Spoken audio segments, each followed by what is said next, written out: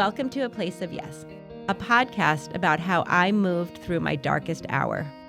And for me, that was in channeling my grief into good. Welcome to the show. Welcome to A Place of Yes.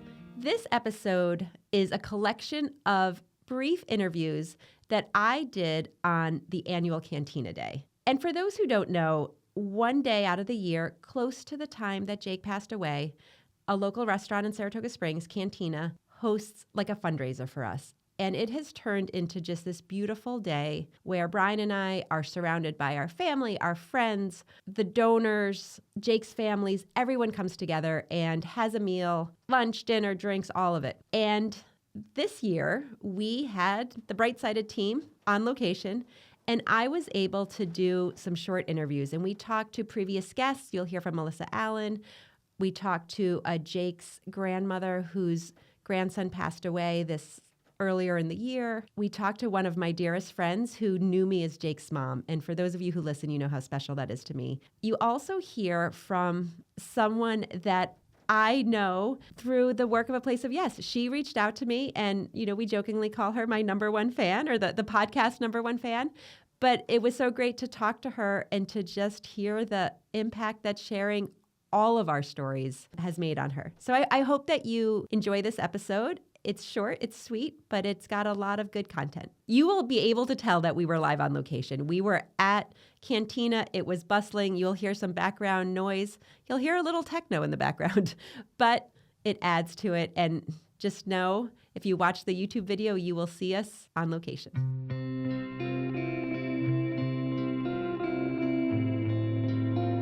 I don't even know where to start with you. I want to say that you lit a candle for Jakey on the 8th. And the 8th, was it also National Bereaved Child Day or light a candle for child that passed? So I used to know that date, and then I've lost track of that. And then when I saw your text that you had lit a candle for Liv and for Jake, it was kind of exactly what I needed, because I've talked about, it was 14 years. And it sucks. It sucks as much, like I shouldn't be telling you this. So hey, your future sucks. But it's still, not that it's still hard, it's just still like a day, right? It's still just a really, really sad day.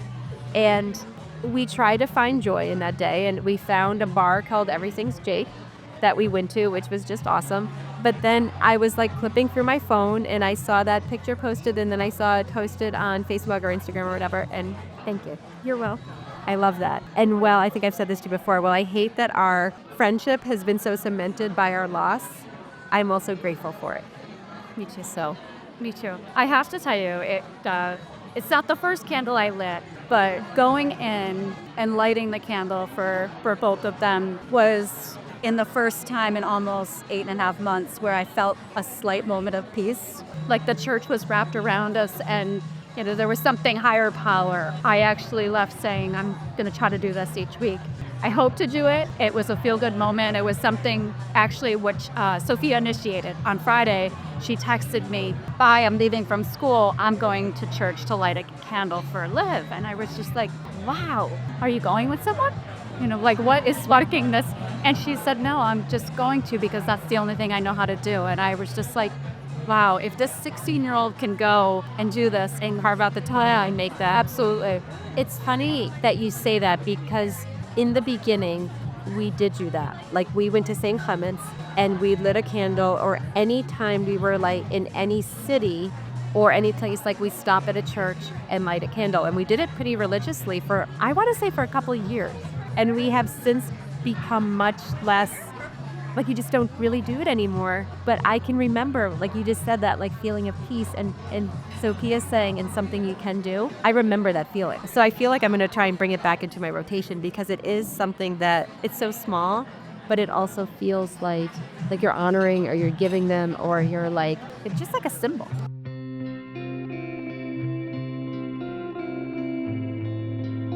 We're sitting here with Sharon, who I wanted to come and talk to because I talk a lot about how there are people in my life who knew Jake and there are people in my life who never knew Jake. Sometimes I feel like I'm overwhelmed with people who never knew him. They know what I do with Jake's Help from Heaven. They know the podcast. They know that I am the mom of a dead boy. They know all the things. But the people who knew me as Jake's mom, like really knew me, who were like in that life, it's like a free pass. You can never really do anything wrong. It's like a world that is just, I feel like it's smaller and smaller. So you are an OG. Like you have known Jake. And not only have you known Jake, but your daughter, Lila, for the longest time called herself like Jake's best friend. She always will have a place in my heart because, and you know the story I'm about to tell. Like, so you were pregnant maybe with Daniel, and she was like, can you bring me a fish? I literally just told this story over there. So you tell it, because I do a lot of talking. You tell it. So one of the first times Heather came into my house, it's almost embarrassing this story, quite honestly. Ethan and Serena came over to come swim. I was 9 months pregnant with my son, Daniel. I had Daniel on August 18th. You guys probably came over on like August 9th, let's say. The kids were swimming. Well, first I said, Heather goes, can I bring anything over? Maybe the first time this woman's come to my house. And I'm like, well, actually, could you stop at McDonald's and bring me a fillet of fish? Like, who does that?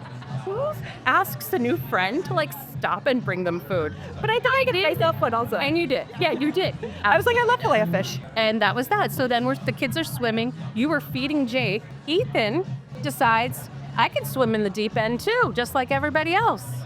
Couldn't, by the way. So Ethan goes and starts to swim in the deep end with his sister and my kids. Ethan couldn't swim in the deep end. I jump in 9 months pregnant, fully clothed, and grab Ethan because she had Jake feeding her, like on my neck, feeding Jake. So that was when we pretty much bonded. And with her bringing me a fillet of fish and me jumping in 9 months pregnant. And basically saving my kid's life. Saving Ethan. But then later, we were inside. I think this is the same day. Okay. We were inside. Jake was in his stroller, like napping or whatever. And Lila had come home, like had gotten dropped off from cheerleading camp. I might be blending days. Yeah. But she got dropped off from cheerleading camp. And she was so obsessed with Jake. Like, because they were the same age. They would have been the same year. Like, and she, for whatever reason, did not see, severely disabled, like couldn't walk, couldn't talk, super sick, like medicated. Like, didn't give her a ton, but she, for whatever reason, locked in on him and believed that they were friends, I think. Like, believed that they were buddies. And she was like, Jake, I went to, cheer camp, and these are the cheers I learned. And she just cheered, like, in front of him. And if he was, like, dozing off, she'd be like, wake up, watch me cheer. And I was like, oh, my God, this is so special because he doesn't have that. He's always just the kid who's like, what's wrong with him? Or like on my lap or preventing me from being able to do anything. And she just treated him like a normal kid and always did. Yeah.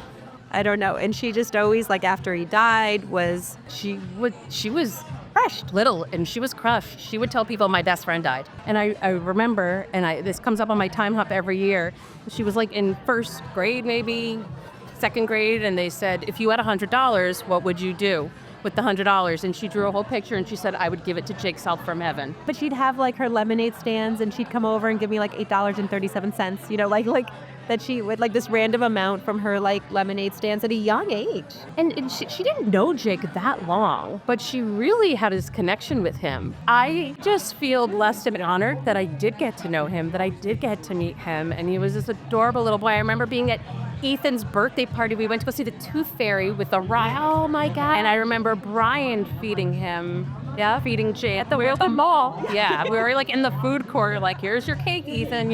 It's hard to navigate when your friend loses somebody, let alone their child.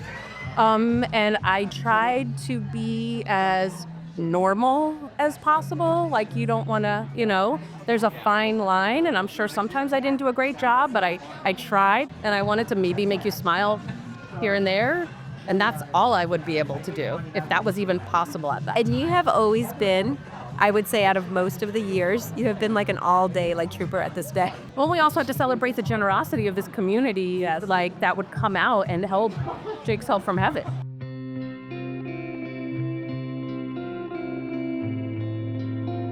So, Debbie, we met, when did we meet? We met 2015. Okay, is that, my goodness, almost 10 years ago. There are some deliveries that just stand out in my head. That one I can remember. I can remember what Travis was wearing. I think he had a light blue shirt on. We brought or at least he did in my head. Yeah, I think he wore a blue sweater with a button-down shirt. Yes, he would look so I love handsome. dressing him up.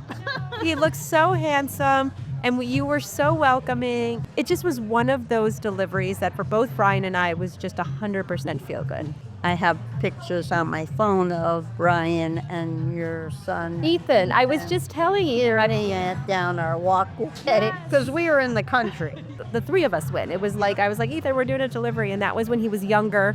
So Travis passed away New Year's Day this year. You know, I never have the right words, even though I feel like I talk about it on the podcast all the time, but like I kind of feel like there's no words, right? Like, because it just sucks. Albany Med had a picnic memorial in the summer. Okay. For any children that were in Albany Med that passed away. Oh, really? And I so, didn't know they did that. yeah, it was a pretty good crowd. It was outside at a park in Gilderland. Okay. And I thought going up there, it was, I'm going to honor my boy. And we took his picture and everything. And all I did was cry the whole time I was there. And I kept doing one of these, kept my sunglasses The sunglasses. I always feel sunglasses are key. Anyway, I got to see his doctor from Albany Med there. We just loved her. She was honest. She was straightforward, but so caring.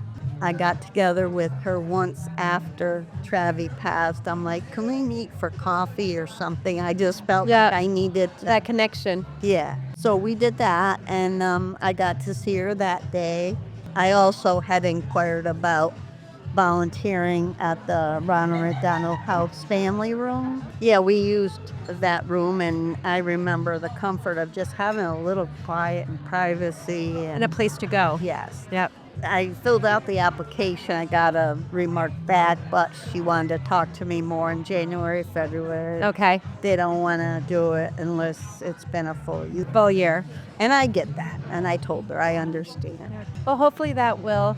Yeah, I need to do something. No. I And want to it's give back like you, but I'm 67 and I'm just tired. Well, we have a very specific skill set, right? And you want to use that skill set to help others, right? We will definitely keep you in mind at Jake's. You know, we don't really do events or anything anymore, but we're always looking for people who can help with deliveries or stuff like that. So I'm so grateful that you came here today and we got to connect because we're always like chatting on like social media or whatever, and I so appreciate that, but I'm just so happy that we could just connect face to face. Me too.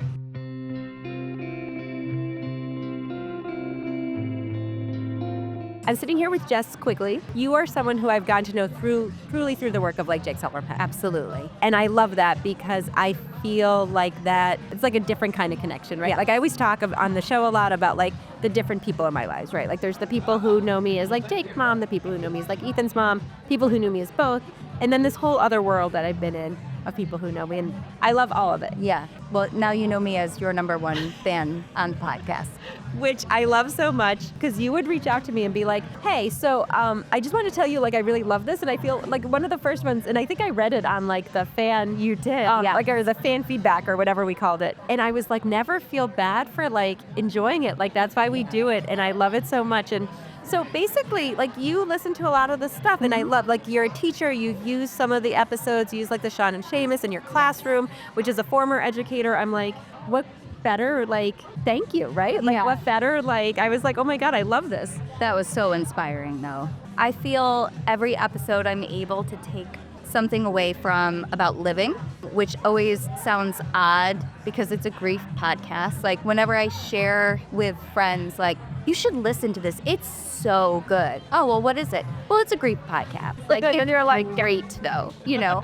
But, you know, my takeaway is that I always learn something about life and about living and things that I want to teach my girls about life and living, things that I can take to the classroom and teach my kids there. Well, and I love that because so many people, even people today, are like, oh, I don't listen to every episode because it's a grief podcast and I don't want to be sad. And I'm like, but I don't really feel like, and I know my perspective can be sometimes a little skewed because I like live in this world that is it is filled with sadness, but it's also my whole thing where like you can be really sad and still experience great joy. Like, you know what I mean? Like both things are very true and they can coexist. Life is hard, and maybe it's not as hard as like, oh my God, your child died, but it's hard. Yeah. And like, and I do feel like we try to not make it as heavy.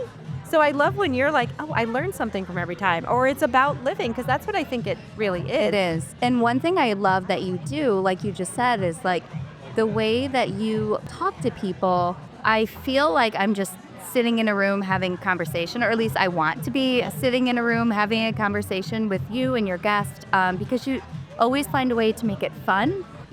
There's like ups and downs. I cry, I laugh, I talk to myself, I talk back to you. So yeah, it's all around just amazing. Well, I'm so grateful that you listen and that you share it and that you do all of the things. The things you're saying are exactly what I want the audience to feel, right? Like, I don't want people to get hung up on that it's a grief podcast, or that it's like, oh, her son died, or that it's nonstop sad conversations. Because I don't know, like our tagline for season 2 is hard conversations that make you laugh. Yeah. On the grief aspect too, as much as I learn about life, I have taken so much away from the conversations you have with people about grieving, and, appropriate things to do, and things that drive you crazy when people do that people do. And so that's been super helpful too. I think one of the main things that I've taken away, and I love that you talk about, is that that hierarchy of grief, and how it's, not really existing. Yep. And that is something that helps me more than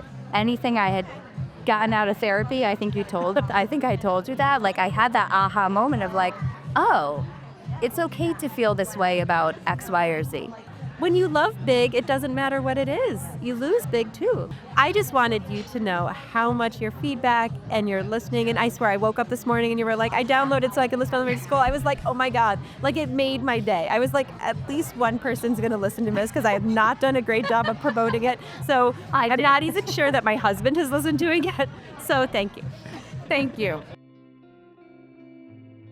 Thank you for listening to A Place of Yes. Please follow us wherever you listen to your podcasts. If you really like this episode, please share it with a friend. It would make a world of difference if we could just reach more people and share the work that we do and the stories we want to tell.